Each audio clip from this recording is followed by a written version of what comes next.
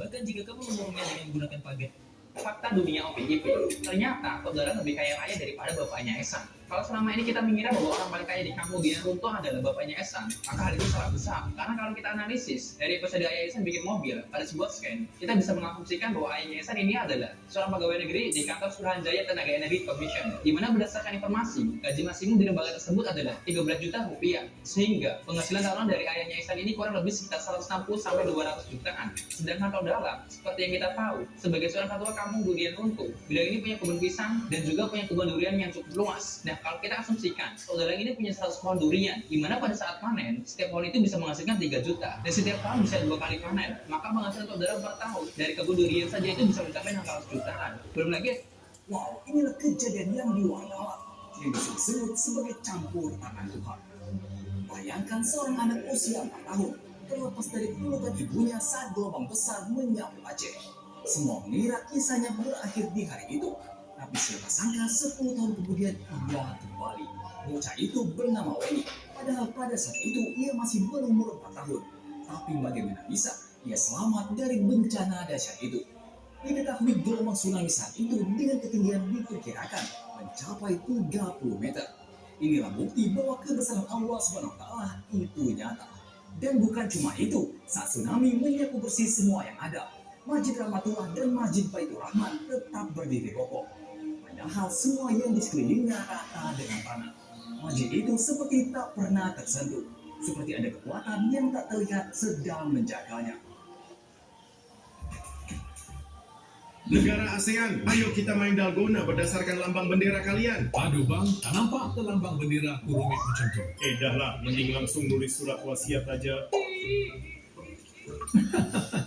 Auto menang dong aku. Kita pun ada kesempatan besar buat menang nih bro. Apaan lah ini bang? Gak adil banget. Setuju, gak adil banget Bang Bumi.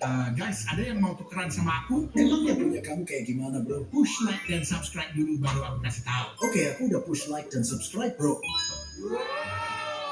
Wah, aku mau tukeran dong. Wani Piro? Udah lah guys, terima nasib aja kayak diriku. Hoi, berhubung bendera kita polosan, jadi auto win. Kata siapa auto win? Kalian kan masih punya lambang negara.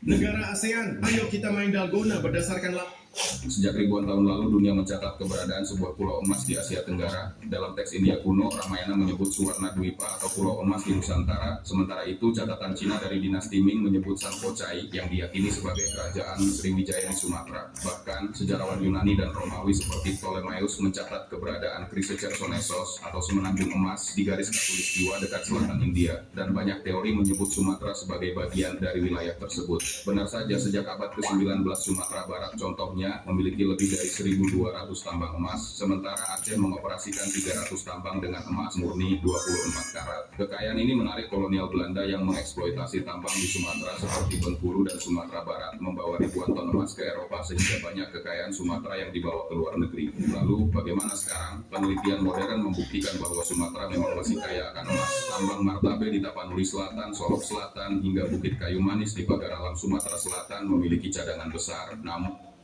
Masya Allah, ini adalah momen langka yang terekam kalau tiba-tiba seorang anak kecil perempuan ini mengambil kursi salah satu jamaah yang digunakannya untuk membantunya ketika sujud.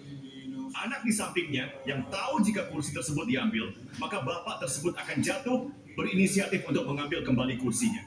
Ketika hampir saja waktu sujud dilakukan. Alhamdulillah anak ini pun berhasil membawa kembali kursi tersebut. Dan bahkan ayah sang anak pun memberi tanda kepada bapak itu untuk menempatkan kursinya dengan sesuai. Masya Allah, melihat kepekaan anak ini bagaimana pendapat? Masya Allah. Akhirnya, kita sampai juga di Thailand. Kamu kenapa Malay? Wah, inilah kebesaran Allah SWT yang sudah terjadi. Yang terakhir di luar prediksi. Pertama, penampakan lafaz Allah yang berada di langit. Penampakan lafaz Allah yang berada di langit tidak hanya satu kali, melainkan sudah berpuluh-puluh kali atau bahkan ribuan kali. Inilah tanda kebesaran Allah SWT yang tiada tara. Bahkan kilatan petir sekalipun pernah tertangkap kamera membuat tulisan lafaz Allah. Nah, coba kita perlambat videonya. Masya Allah. Kedua, fenomena pohon ruku. Pohon ini ditemukan di Sydney, Australia. Bila diamati secara dekat, memang pohon ini seperti orang yang sedang melakukan rukuk dalam sholat. Dan lengkap seolah-olah memiliki tangan yang mendekat lutut. Bahkan setelah dicari tahu lokasi arah kiblat dekat pohon tersebut rukuk tepat menuju Ka'bah. Wow, Masya Allah. Wah, inilah kebesaran Allah Subhanahu wa Ta'ala. Halo? Halo, ini dengan orang tua angkat Dennis. Kami cuma memberi... Minecraft, tapi ini dunia Driplif. Nah, mana? Pencet dulu like dan subscribe-nya agar dunianya menjadi Driplif. Oke, sekarang... Wow. Aku baru ingat kalau kita nggak bisa lama-lama di atas Driplif. Yang berarti kita harus tetap bergerak agar tidak jatuh. Dan tujuanku adalah mendapatkan Iron Eagle. Apa itu? Villager sama Iron Golem itu loh.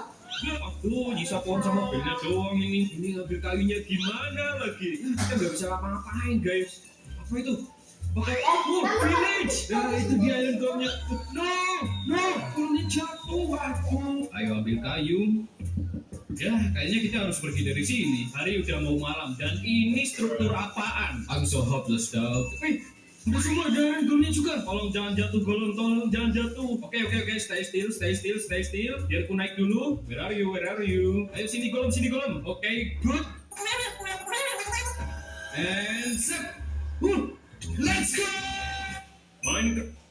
3 negara paling dibenci di dunia nomor 3. Meriahkan